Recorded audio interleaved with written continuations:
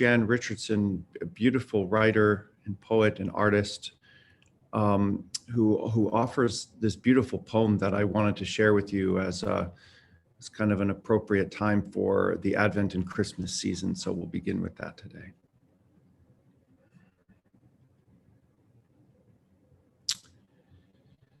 So we begin, as always, Benum Christinit. I greet Christ in you and welcome you back to the Peace Chapel this morning. So her poem, which we use as our opening prayer, is called How the Light Comes.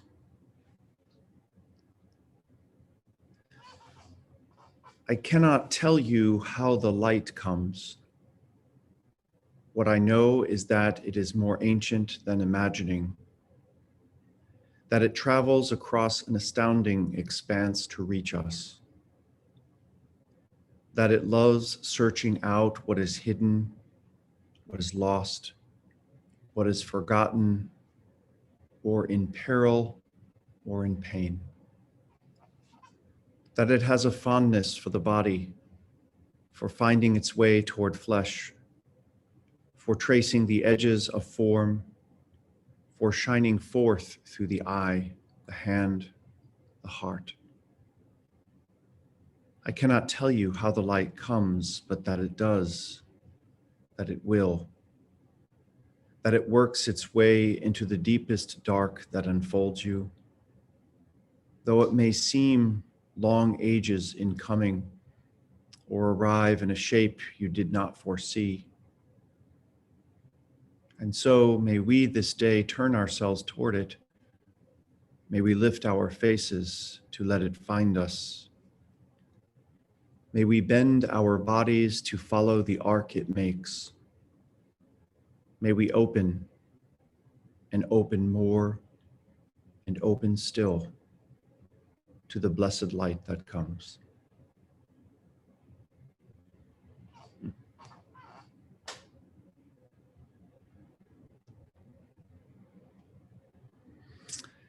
So our reading today from Contemplating Christ will span, or the first reading spans 60 to 61. I'm going to go ahead and cite the citation from Paul that we left off with last week. I've abbreviated it here, so it's not quite as long as it appears in the book, just to sort of reorient the following paragraph, which reflects back to this citation. So Paul says this: "For the creation waits with eager longing for the revealing of the children of God.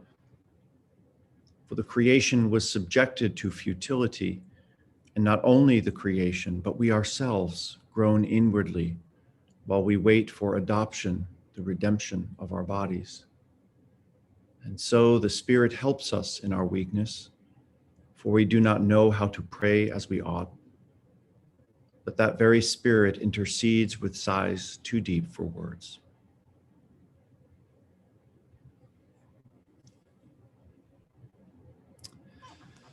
Now, this inward groaning is not merely a theoretical condition, but an apt description of the contemplative life. Hampered and limping under the weight of our exile, crippled by our addictions to our own selves, we resist the growth that can come only by stepping into the transcendent abyss of self-forgetfulness through silence, solitude, prayer, and self-giving. No better than the plants and worms of eons ago, we protest our own spiritual evolution with petty and vain excuses. I can't, I won't, I've reached the pinnacle, there is nothing beyond.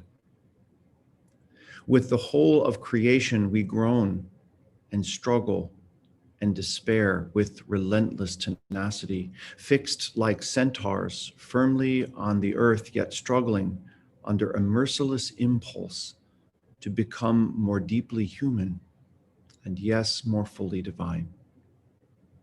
Indeed, the evolution of the cosmos is itself the story of our own divine becoming, and thus the story not only of God over us, but, as Matthew will attest, of God with us.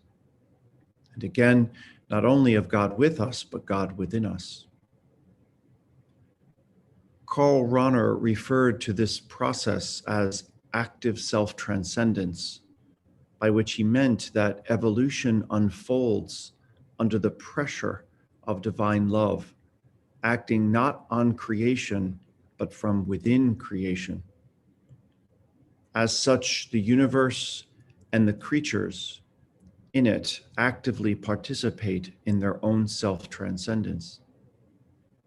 The ability for creatures to better themselves is intrinsic to their being, yet is the manifestation of a power that belongs only to God.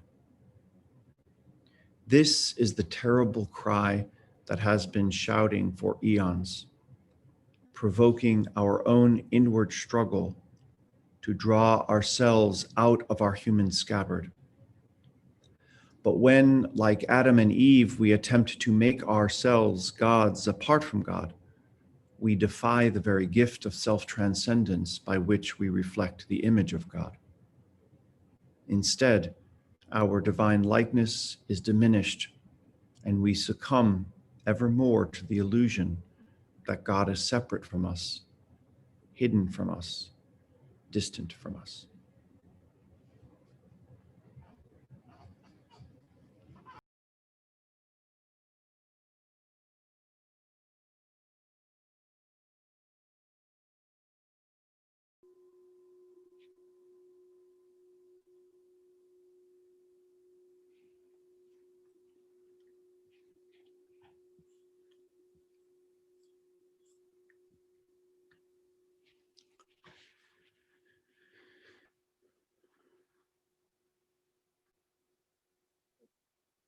So our second reading this morning spans from page 61 to 62.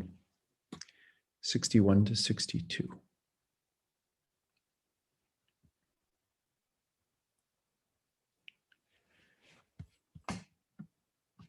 Now, under the self-proclaimed autonomy of the ego, our humanity masks rather than reveals the radiance of our divine nature. And in this, the mortal blow to all the children of Adam becomes frighteningly apparent.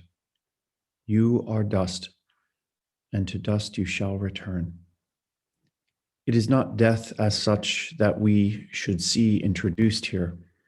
Death is a natural part of an evolutionary universe. Rather, it is a newfound dread of our mortality that becomes the consequence of an ego governed by the false self. The natural cycle of death looms now as the terrifying inevitability of one's annihilation. Life becomes a pointless and frenetic avoidance of the unavoidable, bereft of ultimate meaning in a seemingly indifferent universe where God is thought to be non-existent, entirely absent, or worse, merciless in the face of our mortal plight. Humanity's cry echoes in solidarity with the psalmist. How long, O Lord, will you remain hidden? Forever? Is your anger to go on smoldering like a fire? Remember me. How long have I left? For what pointless end did you create all the children of Adam? Who can live and never see death? Who can escape the power of Sheol?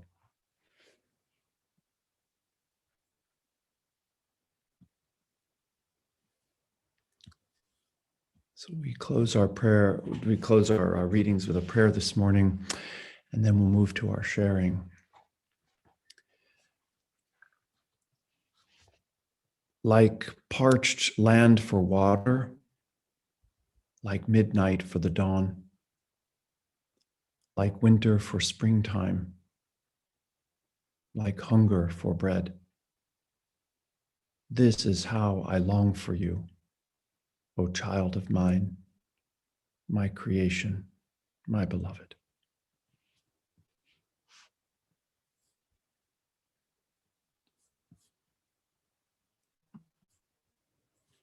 Okay.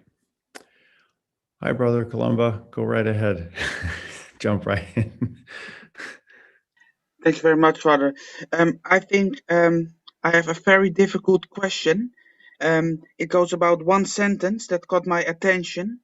The ability for creatures to better themselves is intrinsic to their being, yet it is the manifestation of a power that belongs only to God.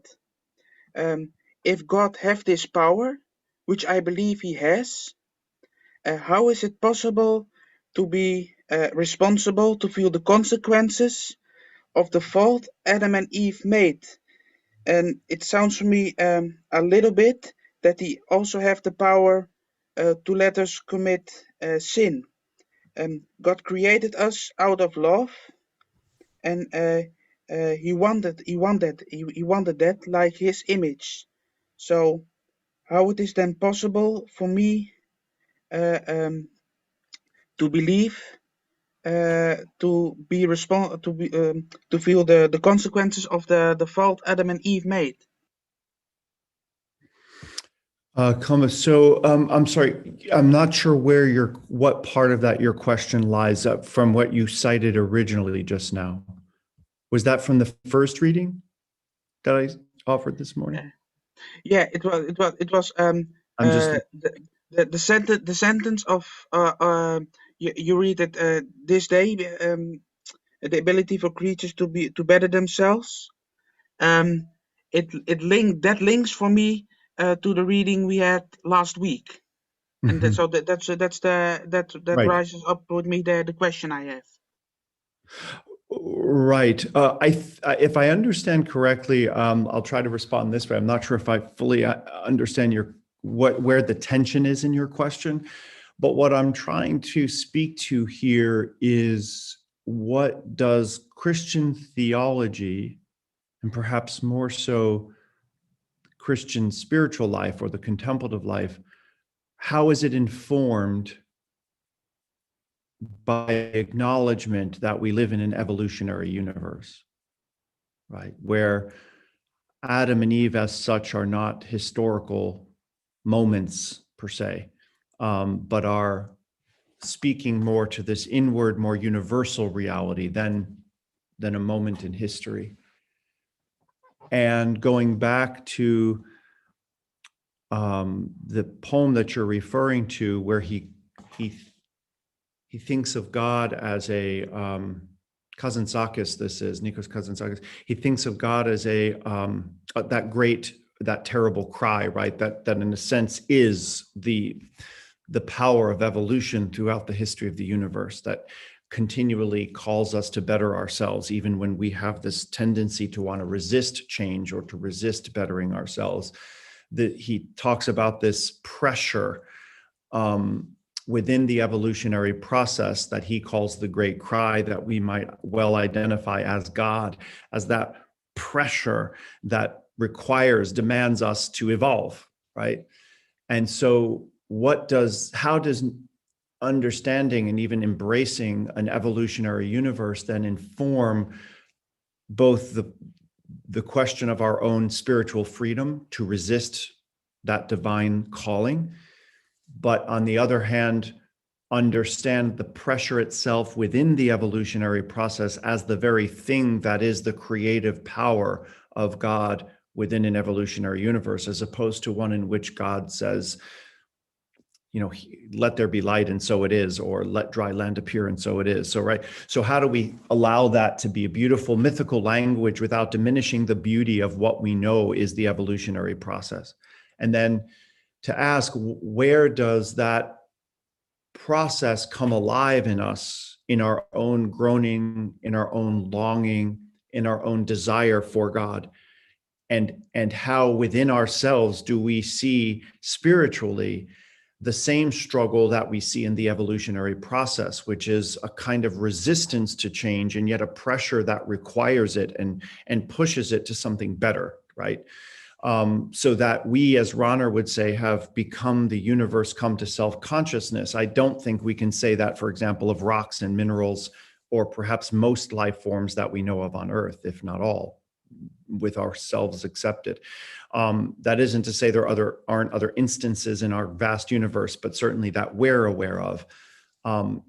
So I don't know if that's answering the question, because I'm not sure where the tension lies, but that's what I'm trying to communicate, that something in that evolutionary process doesn't have to be rejected in favor of a more literalist view of creation, but indeed informs the very longing and the resistance that we experience within ourselves, because it's reflected back to us in the whole created order.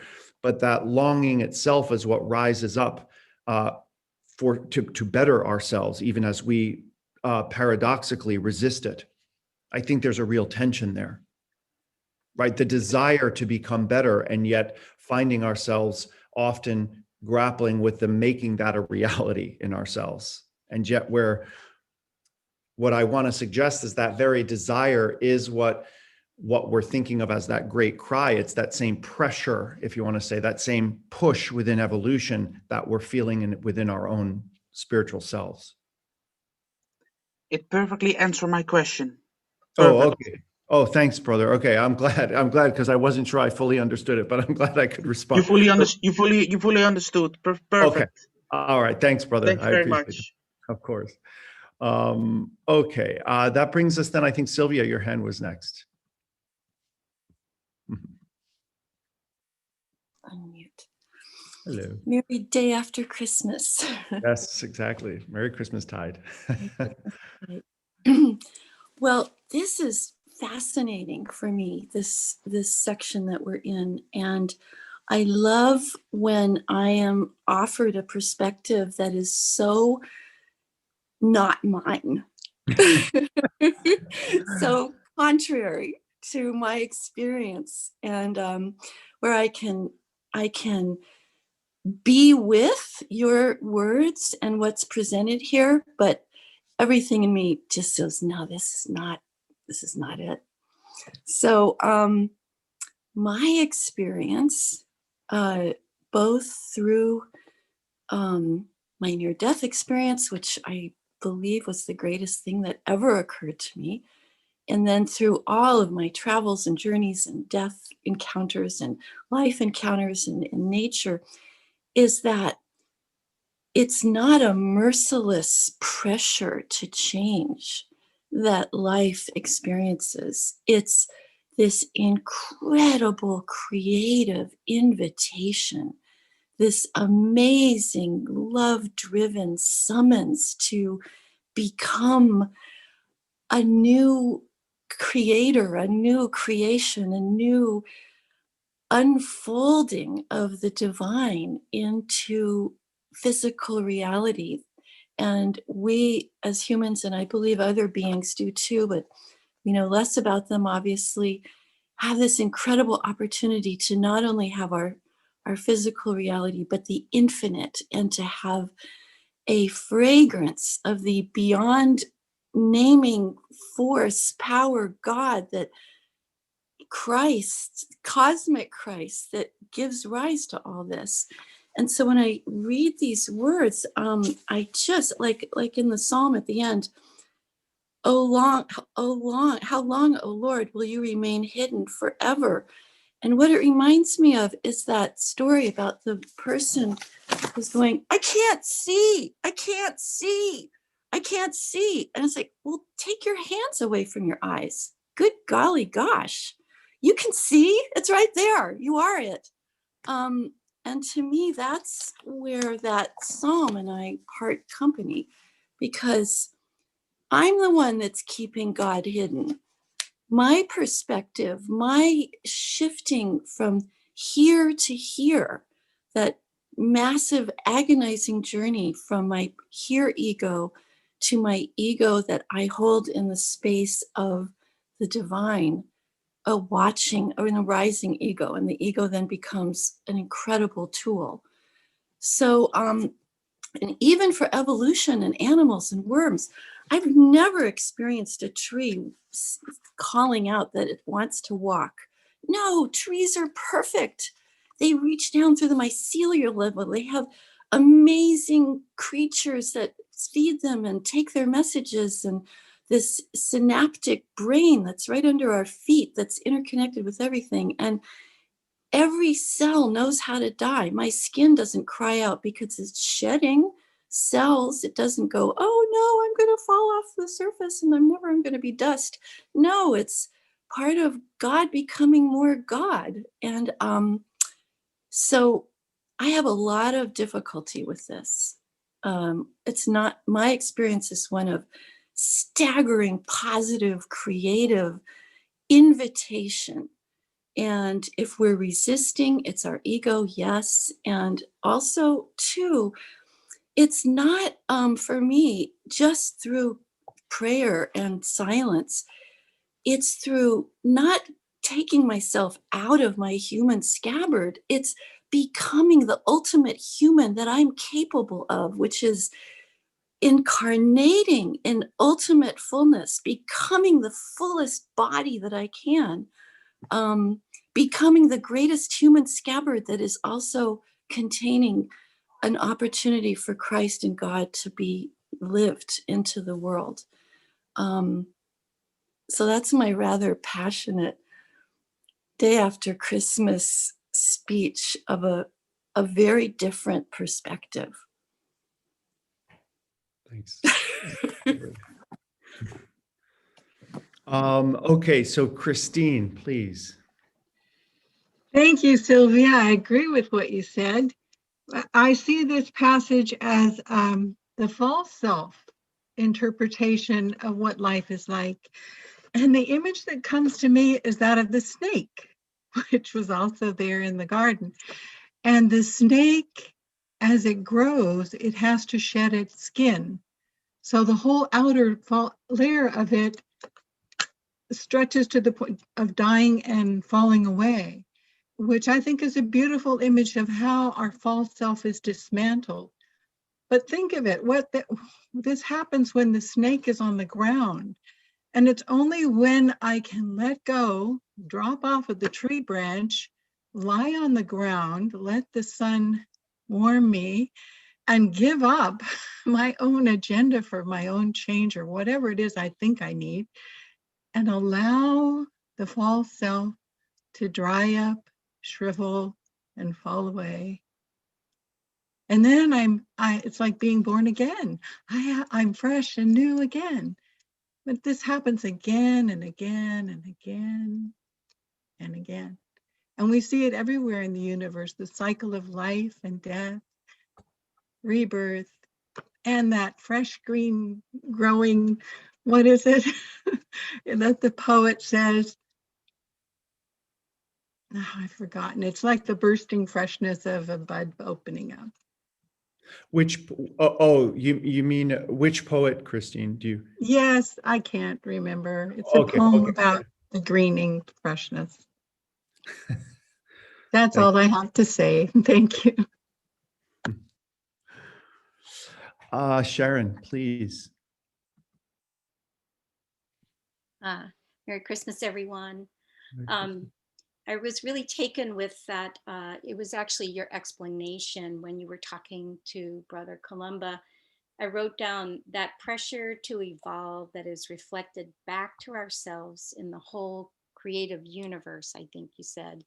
And I feel like with the studies that we've been doing and plus my own practices, centering prayer, etc., that somehow there's like been a veil lifted that I actually see this pressure to evolve reflected in the cosmos all the time. And that's what everyone else was just talking about. But the symbol that really came the strongest to me was during that great total eclipse that we had a couple of years back. And supposedly there's going to be another one going exactly on the same path across our country. And it was like a foreshadowing, pardon the pun, of what we are in right now, which is like an eclipse where the moon just paused right there. And I was thinking about how I heard that ancient tribes used to shoot arrows at the moon to make it move out of the way. And then when it did, they would, yay, because they thought they had accomplished it. And how it just feels right now that we are in this great big pause where the light is being seemingly obliterated by something that really, how much can our efforts move? I don't know. But yeah, so I guess the thing that, so that was just a comment about a metaphorical way that this has been showing up for me. But, I think the thing that shifted for me in your writing this morning is that the great cry, I was thinking in terms of humanity, but I just heard you saying the great cry being from God. Did I get that right? Or?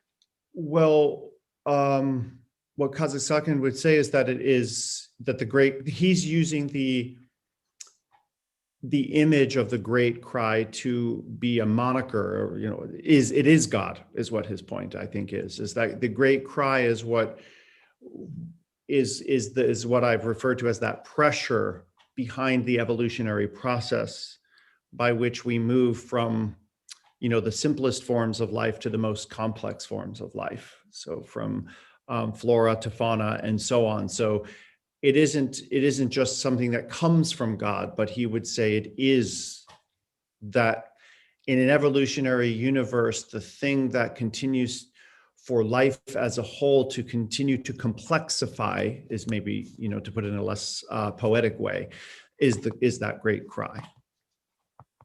Wow, that it's coming from God instead of humanity's resistance or longing.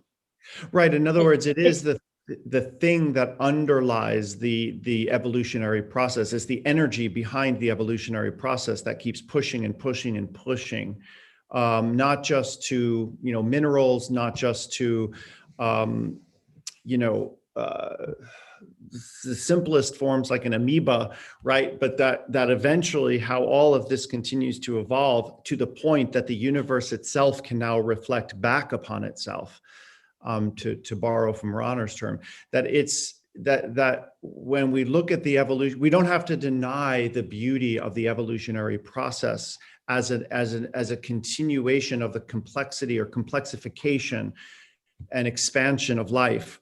And he's speaking metaphorically as a movement from, say, plant life to simple forms of animal life to more complex forms of animal life, all the way up to his whole point would be to see that within the evolutionary process, it is the spirit itself that is evolving under the great cry, right? Wow, So that the spirit is part of the evolutionary process, right?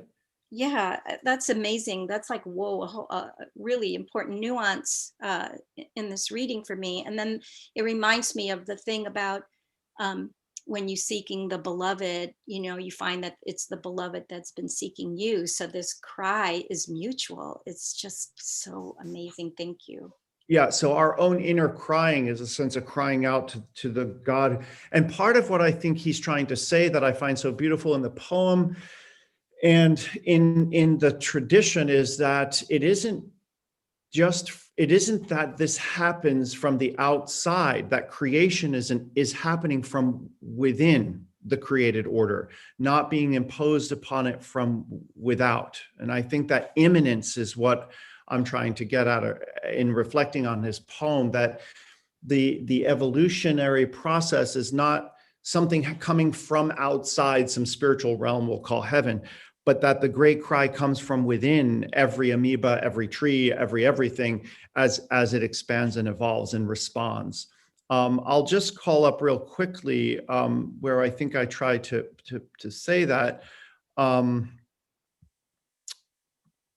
where you, if I can try to locate the beginning here, with the whole of creation, we groan and struggle and despair with relentless tenacity, fixed like centaurs firmly on the earth, yet struggling under a merciless impulse to become more deeply human and yes, more fully divine. So the idea is that our divinity is an extension of our humanity, not something apart from it, and that the great struggle we have to become human is the same struggle to become divine, right? Indeed, the evolution of the cosmos is itself the story of our own divine becoming. In other words, it isn't just about God outside or over us, but again, God within us. It's that immanence that I think we have to understand and restore, which a literalist view of the reading of God being above and beyond and then making things happen from the outside is I think shifted with the incarnation, where we come to realize it is from the inside, from within the depths of creation, that the process unfolds. Yeah, I get that part. The mutuality, though, is what's blowing my mind, if I'm hearing this right. And if I'm not hearing it right, No, I'm you gonna are. I'm going to still work with that, because Right. that the divine, the beloved, calling to the beloved, crying to the beloved is just like, okay, mind blown again. I'm out. Yeah, no, that's right. Thank you. All right. Mary, please, I think your hand was next. How you doing? Hi, good morning. Morning. Although I would love to experience Sylvia's beautiful understanding, I relate much more to the reading. I found it very confirming. And what came to my mind was, for myself, to live simultaneously with the process of dying and living is a constant challenge, and that I am always being hit in the face with the minutia of the shadow, the minutia of, the ego, always. So my cousin said to me just recently, he said, ever since you were little, you were always searching. And so your reading helps me understand that the search really is normal. The search is really about the internal evolutionary process to grow. And for myself, it's the biggest challenge of my life. So thank you for this. Yeah, thanks, Mary. Just to sort of, one of the images that Sylvia raised that I thought was really beautiful, Sylvia, is the idea with the eyes covered, right? And saying, I can't see, I can't see. I want to be clear that I think that to your point, Mary, the Psalm that I quote, remember this, one of the things that makes the Psalm so beautiful and unique in Scripture, it is really the one book of poetry in which humanity is addressing God, not God addressing humanity. This is sort of our response, right? Our offering in response to God. And very often, and so therefore, not even very often, always carries the full gamut of human experience, from anger to revenge to rejoicing to forgiveness to all of these things. It isn't so much prescriptive as descriptive of the human condition, of the human experience in all of its best and worst capacities. So as we'll see in the follow-up readings, the reason that I quote, for example, this particular Psalm here is because I think many of us do experience this thing, how long, O Lord, will you remain hidden? We conceive of our lives as a search for the divine. What I'll come to explain in response to this in the subsequent readings is that it's the opposite. This goes back to just the previous comments, that it is really God in search of humanity, and our own apparent blindness is, as Sylvia pointed out, sort of covering our own eyes. And that what we come to realize in our own searching and longing, which I think is a very universal or near so experience, right? Where are you, God? Is in fact the reverse. And I talked about this when we look at, for example, the story of Eden. The moment that Adam and Eve, i.e. humanity, try to become God apart from God in the mythical, eating of the forbidden fruit, it's then that they go into hiding. We go into hiding, and then ironically start saying, God, where are you? When, if we take that story at face value, we now see from hindsight, it is God who is in the garden searching for us, and we're the ones in hiding behind the bushes. Or Sylvia, to your point, we're the ones covering our eyes saying, God, where are you? So what I'm looking at here is more, I'm trying to bring a description of that dynamic within an evolutionary universe, to understand that resistance we feel to the very thing we long for. And that's the paradox, right? That's what's underneath the searching. It's why in the prayers today, I look at this question of longing, and actually our practice today will be about longing. because the paradox is there's nothing to long for, but yet we feel longing, right?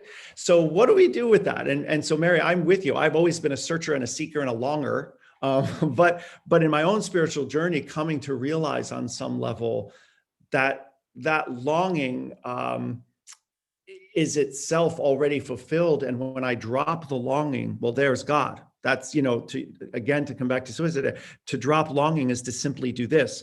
Or as I always say, is just that sidestep, moving from the dark, from behind a bush, basking into the light of God with one simple step. And yet, why does it take us a lifetime to figure that out? It's such a simple shift. Or moving from the head and my concepts to my heart, where I simply apprehend.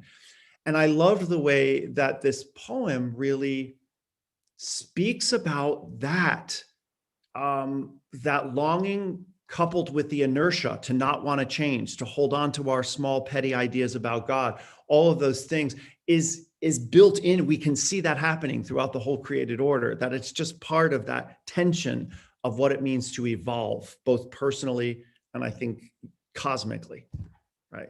And I loved, Paul's idea that the whole creation suffers with us. The whole creation is longing too, right? Awaiting that adoption of us as children, because we're all kind of under that illusion that God is out there.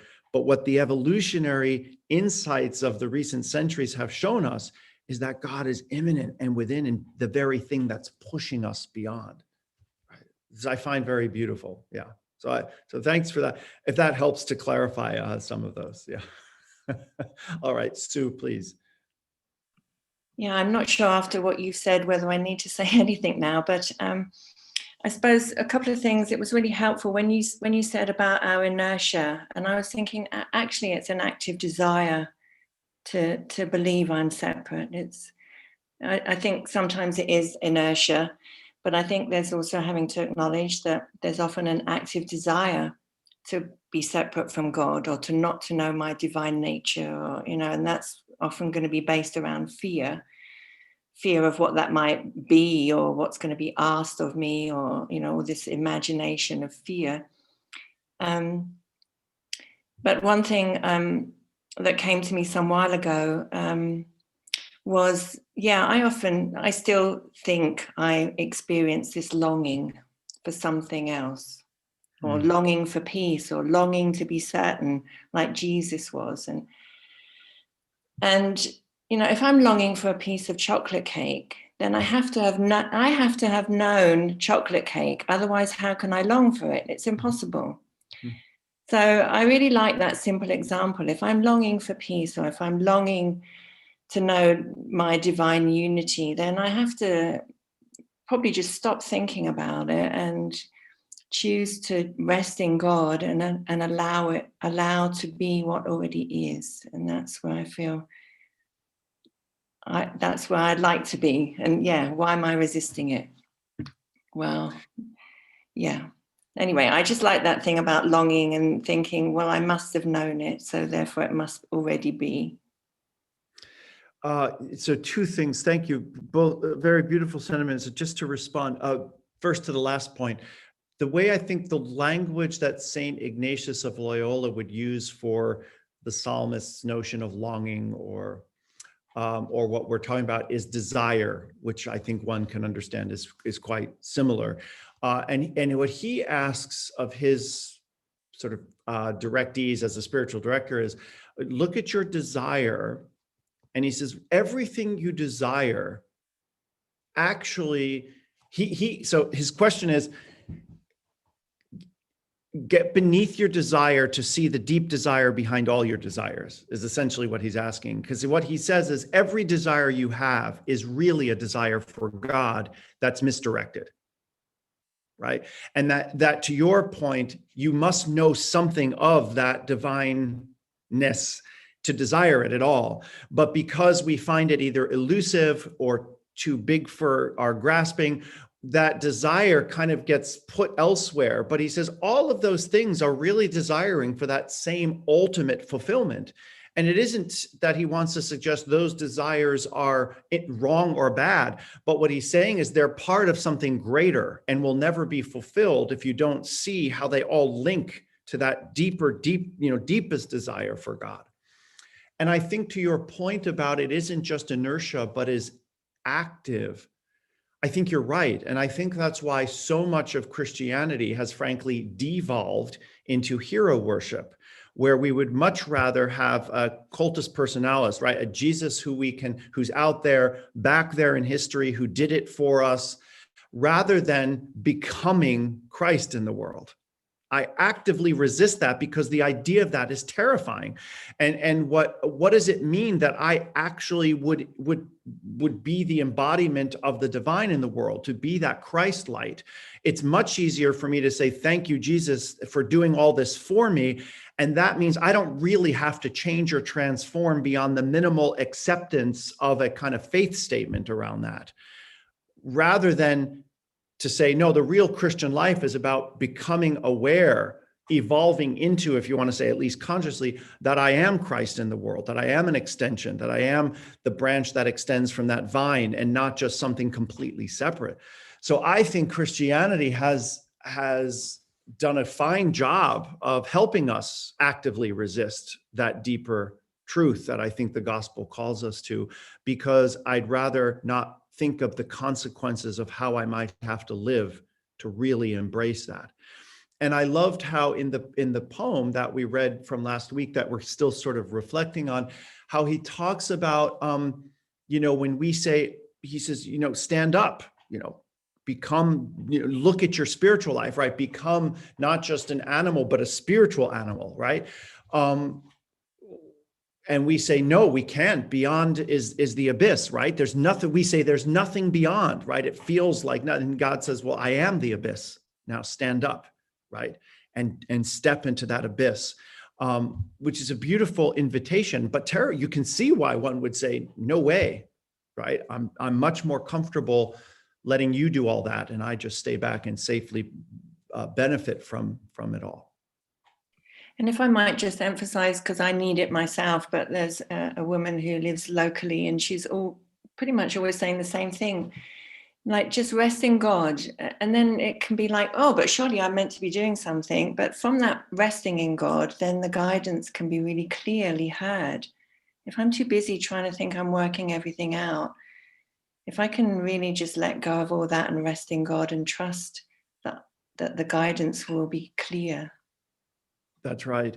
Well, and let me sort of just respond to that. I'm not sure how much I am no expert on evolution, but I do know this, and there's a spiritual lesson, I think, for all of us in this, that evolution happens because of mistakes, because some particular thing in some species in one particular instance goes wrong, and it turns out it creates an advantage for that particular species, right? So if you look at the speed of the gazelle and the sharpness of the tiger's fang in that eons long of hunting, it's the gazelle who runs the fastest, who promotes the faster, right, animals, and so you end up with the slower gazelles sort of they die off because they're the ones who get caught, and it's the lions with the sharpest fangs that get the food, right, and get what they need from it. So there's this beautiful, terrifying struggle that we see in the grace and speed of a gazelle, and the sharpness of the fang of the tiger and the claw of the tiger. That is actually a deep dance and relationship that's gone on in this evolutionary process between these species. And so often where something goes wrong, where there's an anomaly in a particular species that turns out to be the advantage, is what continues to give birth, right? So we don't often realize that it's mistakes, errors, anomalies, in a sense, that end up, because they have an advantage, that become the norm and continue to help us. So in our own spiritual life, let's not assume that mistakes are always a bad thing. It's through our mistakes that we advance spiritually, because we realize, oh, I think pretzels, from the reason that we have hard pretzels is because like some German baker way back when accidentally overcooked them and then decided, wow, these are pretty good. Right? Pretzels were always soft. And so it was out of a mistake that this whole like thing of crunchy pretzels, right, ever came on the scene. So in a sense, that's how the evolutionary process works. It becomes an advantage, but it's an error. It was, something's wrong with that little cub. Well, it turns out that thing that's wrong with it is an advantage. And when it has little baby cubs itself, it's going to pass that on genetically. And then that becomes the dominant gene over time. It's actually a beautiful lesson in there about how we can conceive of our own mistakes as the springboards for spiritual advancement, right? Not just defeat, right? But we have to allow the grace of that evolutionary pressure to allow that mistake to unfold and become what it is as we mature. So Penny, I think we'll end with your comments and then we'll move to our practice for today and talk about last week's practice. Thank you. I'll turn off my video because sometimes the connection not very good. Yeah, that's better. I just wanted to offer one word that, because I'm a process theologian, might help this discussion, and it really goes back to the first question, which was to do with our freedom. The process theologians talk about God's interaction with the universe in terms of relationship as a lure, like offering a possibility. The lure is L-U-R-E, a possibility that in every dynamic possible moment we're offered, if we think about it or if we're aware of it, an alternative, a freedom. There is a freedom in creation. To see that in every moment we could perhaps have had a different reaction, or we could have responded to a situation differently than we did. And our freedom is somewhere caught between the past decisions, the past that we have, and the freedom of every particular moment. And I think that this image of the lure of God's interacting in a dynamic way with us in every creative moment, or as you're saying, Father Vincent, the idea of a mistake is also, if you turn that word around, is also a creative possibility. It's not just a negative, it's also a positive, it could be a positive. So I'm also wanting to connect with what Sylvia was saying, which is that this dynamic universe is a universe of relationship, and this relationship with becoming and becoming more fully and becoming more fully human, or more fully tree, or more fully plant, or whatever the evolutionary aspect of that particular element is a creative aspect, as well as just this idea of it's a mistake or it's a push. It's also a pull. It's a lure to find in the moment and in the creative process the very nature of our human experience. And I would say that the experience of the cosmos itself. So I think this fits more in with the idea of covenant, the biblical concept of God in relationship, in covenant with us, and this offering us a possibility for becoming more fully divine, more fully embracing our own divine nature. And so it ties in with what you're saying, but it also offers a different perspective, not just a push, but a pull. I hope that helps. No, it's very nice. It's a nice metaphor, Penny. Yeah, I see it. And in a sense, I wonder if in the poem we studied last week, if the great cry doesn't really speak to a pull, right? That when you hear a cry, it's something that's sort of summoning you toward it as more like a pull, perhaps. I wonder if that isn't a even better way to look at that. Or as maybe you're suggesting, the dynamic between the two. So thank you. Yeah, thank you for that. It's well said. Okay, so let me just, By the way, it occurred to me, the word that they use in science, I think, around evolution is not a mistake, but a mutation. It's a genetic mutation that ends up becoming the advantage by which something then a particular species is advanced for that. It's fascinating to me how that can be. But anyway, I'll call up our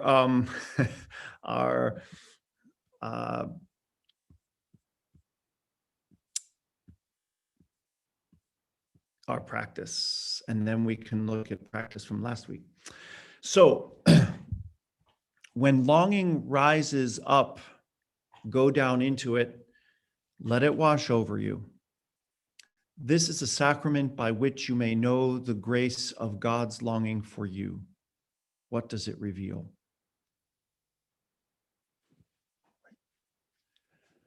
So when longing rises up in you, so if this week, when you notice there's a longing that's coming up in you, be with it, right? Go into it.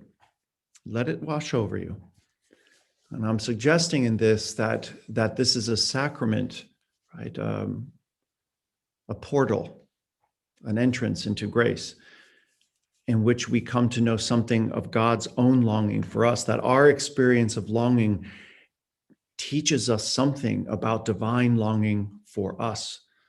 And what does it teach you? I built on this from the prayer that I wrote here, by which we talk about, longing in the first several lines. But rather than speak of that longing as us longing for God, what if we imagine, what does it mean for God to long for us? To come out from hiding, to uncover our eyes, to be in relationship, to move more deeply into that intimate place. What does that mean to have a God who longs for us?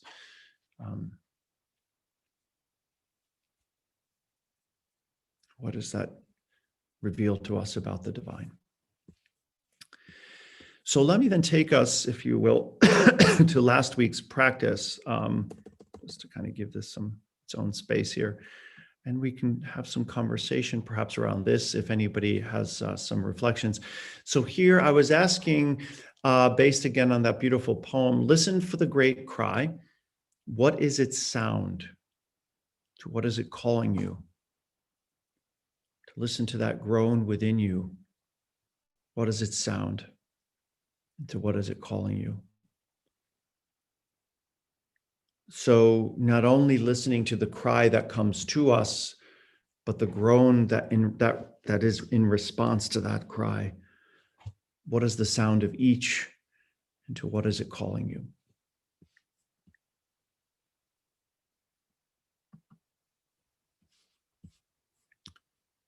So if anybody would like to share, you have the floor. Oh, Father Vincent, I don't have a hand, as you know, so if Yes, I'm sorry, please, of course. Your reading today, as Todd says, was magnificent. Thank you so much. It took me to a sharing that our Elspeth blessed us with earlier this week. And it's around childbirth, which is particularly important. As yesterday, we celebrated the birth of our Lord and Savior. And as Meister Eckhart suggests, really the point is that Christ should be born in all of us. And Elspeth made this point. She says, all of us long for Christ to be born in us. We all long to give birth. But how many of us desire the pain associated with childbirth? Most of us don't go and say, Lord, bring on the pain. More of that, please. And in the whole process of evolution, the whole the process of childbirth requires pain. It's unavoidable. And what I've come to see is that my gestation period has been about 60 years. But the wonderful news is that having been through all of that pain, all of that suffering, like a mother, I have forgotten it as Christ is born in me. And, you know, I think I could have gone through 10 times as much pain to be where I am today, which is really a place of celebration. And that just came to me so strongly in what has been shared today, that I must see this pain as part of the process and give thanks for it. It's a gift from God. And hope that those that I hurt when I was in my pain can forgive me. And if they can't, well, I've forgiven them for not forgiving me. Thank you so much. Thank you, Robert. It's beautiful as always. Don't worry, we'll always be your hands for you when you don't have them. Thank you. Thanks, Robert. Beautiful. Kathy, hi, good morning. Good morning. Thank you, Robert. That was really beautiful share. What came to me for the homework as I sat with it throughout the week, it came a couple of days ago and totally was not what I was expecting. You know, my prayer is so often just a request for healing of my inner fracturedness and to come to a place where I can be more fully the light and love of Christ in the world, and to be God's hands, feet, eyes, mouth, to gift in some way. So when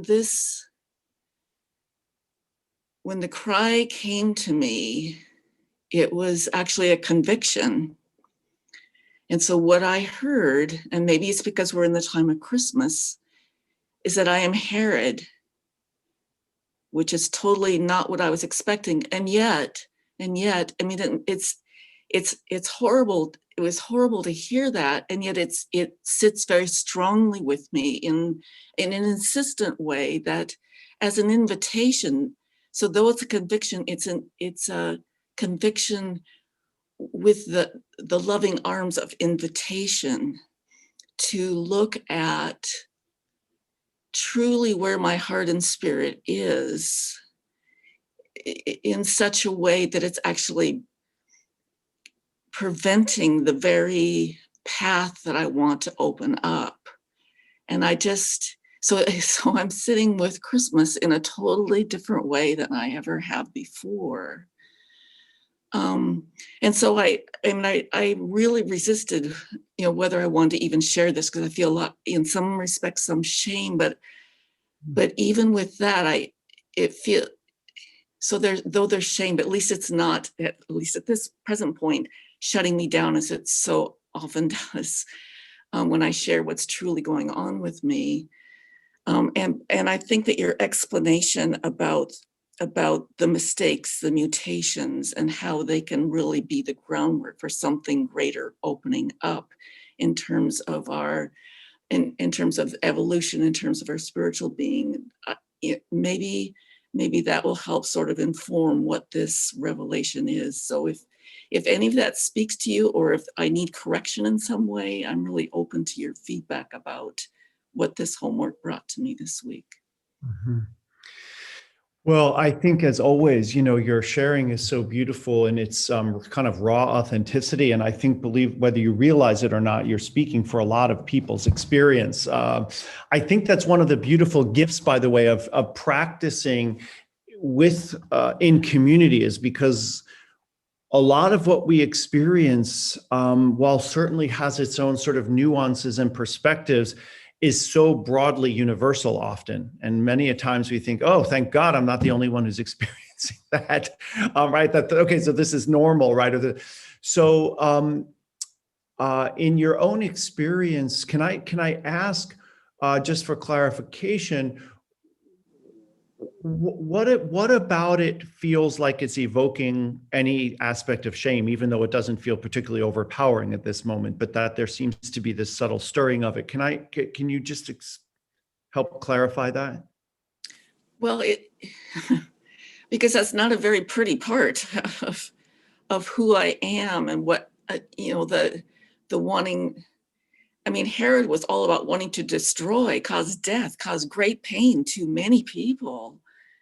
And that's not a part of me that I really want to own. And yet that force is very strong in me, partly because of my trauma.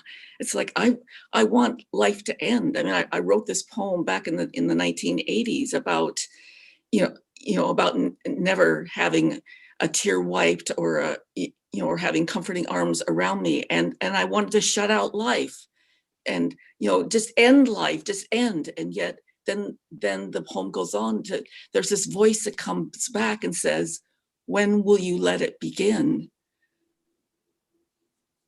Yes. This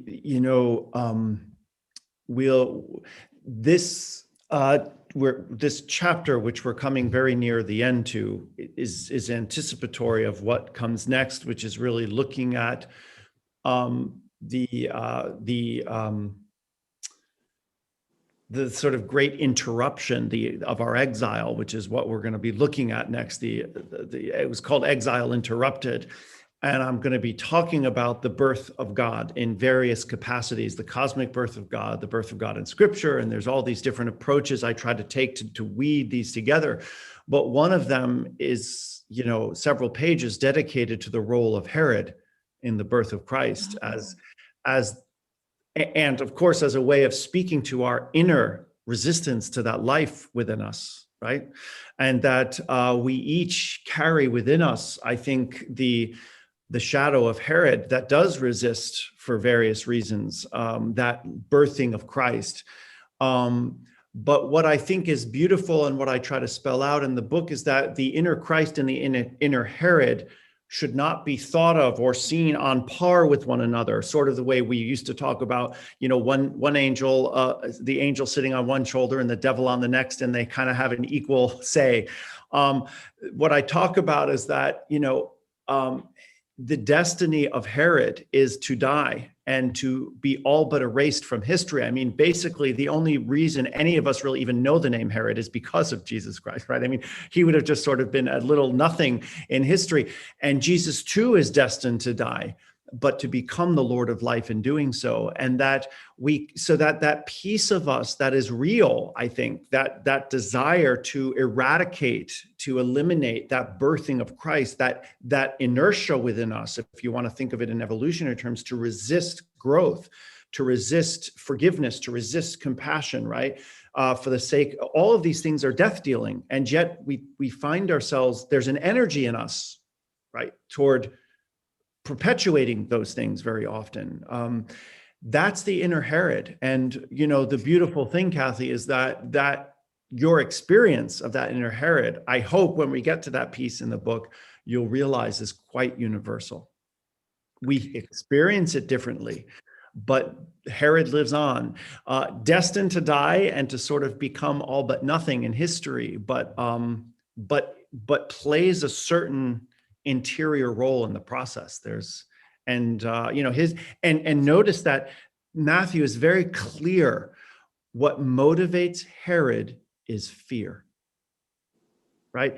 It says, when the Magi came, Herod was afraid, and with him, so too the whole of Jerusalem. It is fear that wants to vanquish. And maybe that is what the earlier comment about it, it isn't merely a matter of resistance, but of actively, right, pushing away that, of actively choosing not that.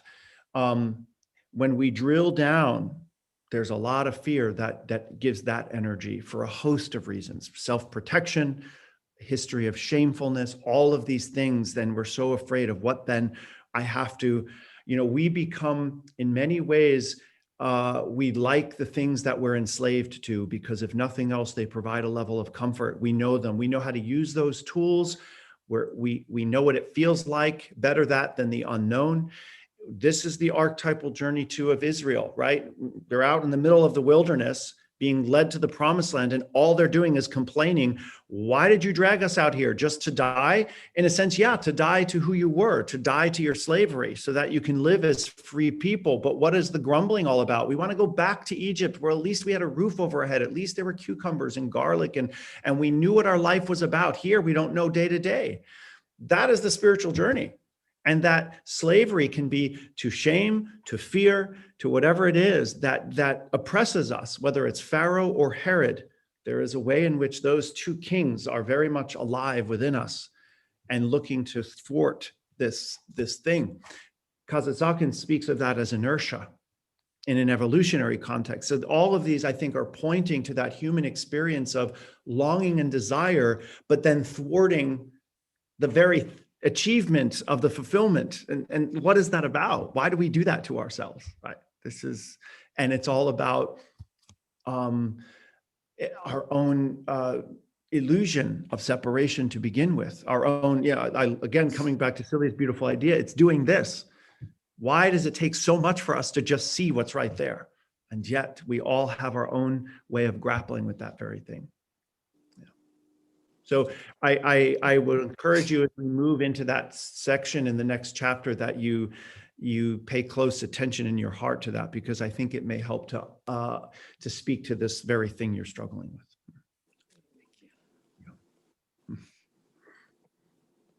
So other thoughts or questions or sharings? Yeah.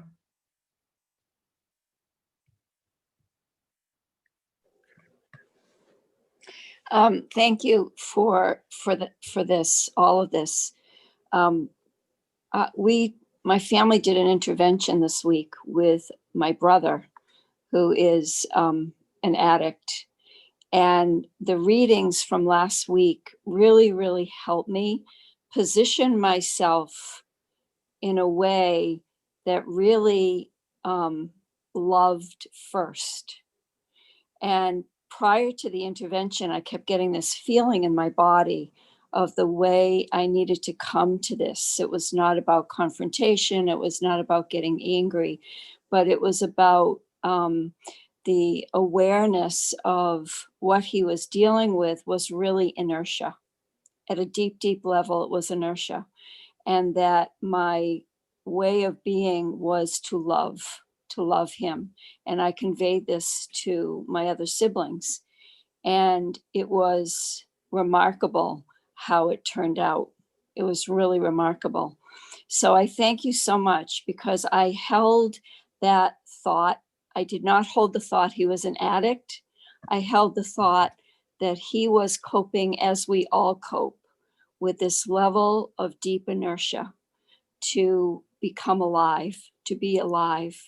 And so it was so helpful. So I wanted to share that and thank you. Thank everybody. And thank you for the reading. Beautiful, beautiful. Just how that very shift in our own way of seeing just opens up such newness, right? Just a whole new way of conceiving of that experience, that his own struggles. Beautifully said.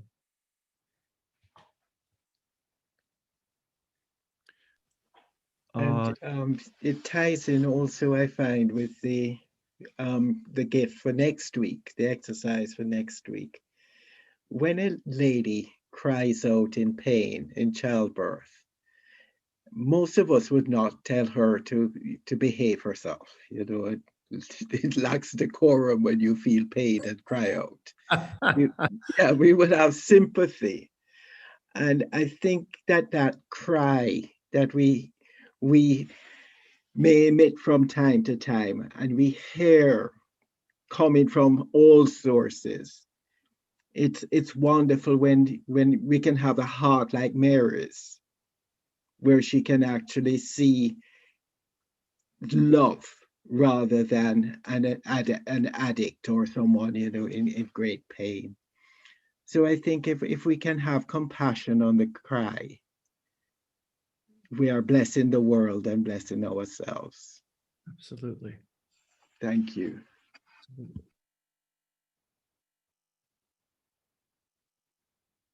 Yeah, so often the pains we feel are labor pains, right?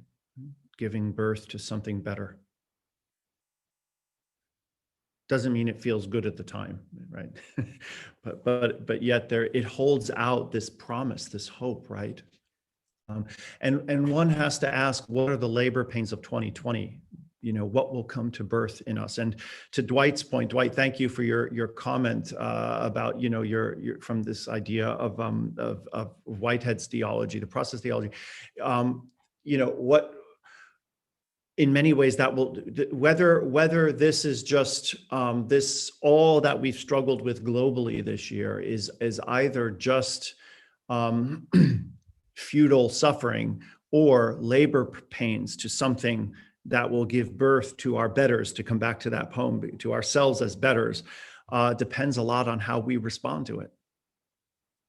How we allow moving not from just competition and judgment, but to compassion and sympathy, letting the suffering of others evoke in us a deeper sense of our common humanity and our shared vulnerability. I mean, this comes back, to Mary's point. It's about our shift of how our perception, how we perceive it. It has much to say about the extent to which it can be labor pains for giving birth to something greater versus just a whole year of suffering for not much gain. That depends on our own response, our own conception. Yeah. Well, I know for one, I'm not the only one looking forward to 2021. Usually I feel... I want, excuse me, Father, what I want to add to your comment is that I see already a spiritual awakening of these last 9 months, past 9 months that we lived through. I see so much good happening. You see that, you hear that on television. People are helping each other. That things they're doing, young people, the people in college, and of all ages are getting together in various ways and helping other people. And that just, it is so beautiful to see that generosity. And I wonder if they had would have ever thought of helping their neighbor and others to that extent, had it not been for this period of the pandemic.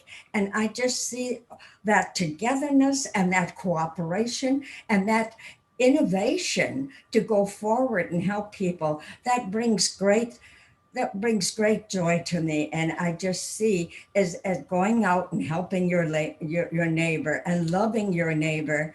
And I think that is so beautiful. Mm-hmm. You're very right, Rosemary. And I think that one of the ways in which we really recognize how shallow our divisions really are, be they political or ideological, is in a time of crisis. If there's an earthquake and there's a bunch of people buried under the rubble, you don't ask what their political persuasions are. You don't care what their ideologies are. All you want to do is save their life, right? And you can just see how people just come together in moments of crisis, and how quickly these things that we get so worked up about just dissipate when we empathize and recognize the value of a human life in front of us. Who they are or what they're made of or what their history is or what their beliefs are don't matter. The color of their skin doesn't matter. All we want is we somehow have this capacity to drill down immediately into this common humanity that we have. How can we hold that urgency of that deep sense of unity outside of car wrecks and earthquakes and major catastrophes? How can we kind of hold on to that at times when we're just having a normal day, and begin to recognize in one another this deeper common humanity comes first? It's a challenge, but I think in many ways, to your point, what you're seeing unfold is an example of that. As we face this crisis together. It's striking to me that, as far as we know, I did hear of a dog dying of COVID, but I'm not sure if that was actually true or not. But this particular virus is particular to humans in terms of its deadliness. And I find that just striking that, the trees and fish in the sea. Nobody else seems to be bothered by this but us. It's so particular. It's a human vulnerability, which says something about our commonality, doesn't it? Genetically and otherwise.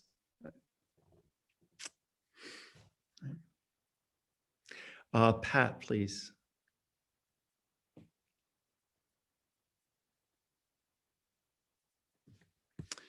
Pat, I'm not sure you. Okay, there we go. Just reflecting on what was just said about, the beauty of people helping one another at this time of pandemic crisis, but also there has been, from the other side of things, the side of the divisiveness, a more violent aspect of that than there has been in many, many years. So I'm starting to see this as, again, part of that evolutionary process where when things are evolving, there's going to be the reaction against that evolving, and a kind of a spiritual warfare going on in our world. So a crisis brings out the good, but it's also bringing out that spiritual warfare, that resistance to evolve. So I think that becomes, in a way, maybe one of the ways we can talk about that, or will talk about that, is the collective Herod, right? Resisting. Sort of, again, to come back to that citation in Matthew, Herod was afraid, and so was the whole of Jerusalem. I mean, that's a pretty broad statement there. So what is that collective fear that reacts over against, as opposed to in collaboration with this movement? This is the struggle, because I think that what we don't often give credence to is that often what we think of as evil or darkness is as mysterious, or almost as mysterious, perhaps, as light, as God, right? I remember I was in New York on 9/11 at Fordham University teaching that morning. And so it had a very devastating impact on our campus, and lost a lot of people associated with the campus, either parents of kids or members of faculty, family members and so forth. There was a very intimate loss to that campus. But I remember in the theology department gathered just to kind of support one another and to reflect theologically. And one of the professors in the weeks that followed said that it was an experience of subscendence, and that was as mysterious and incomprehensible as transcendence. And that we just couldn't wrap our heads around how somebody could conceive this kind of perpetration of such wide scale, violence. So where that energy comes from, I don't think is just simply explained by geopolitical events and so forth. There's something there we have to grapple with, that capacity in us to otherize. And that comes out in very ugly ways in our history, and still does. So when we move into this idea of exile interrupted, the joy of that chapter is this illusion we're under is interrupted by the incarnation, and we're sort of set free again, or at least the invitation is there. But we'll see a lot of resistance to that, right? Both within ourselves and collectively in society. So thank you for your comment. So we're at about 8:45. I have not had a chance to read all of the scrolls that are coming up in the chat, but I'll go back and read them when they come out and have a look at those. And I just want to thank you all for your sharing today, and for these beautiful perspectives you've all sort of given to sort of fill out this larger conversation. I look forward to seeing you. So what are we into the new year, or do we meet one more time this year? I'm forgetting what my... No, we'll be in 2021. So this is our last meeting in 2020. Okay. Yeah, I was going to say earlier, I usually have some nostalgia about the previous year, less so this time around. So I can't wait for 2021. And I hope that it brings us all into the fulfillment of, yes, indeed, our deepest desires for oneness and unity, for health and a vibrant, loving global community. So I wish you all then continued blessed Christmastide, a very happy, safe, and above all, a healthy 2021. I look forward to seeing you all then. In the meantime, do stay safe. And throughout this week, just hold this, your longing deep in your own heart and see how that teaches us about God's own longing for us to open up our eyes, to step out from the dark shadows and to be one with our beloved. And so go in the peace of Christ, and I send you with my blessing, Father, Son, and Holy Spirit. And I look forward to seeing you all again on Saturday. God bless you. All right.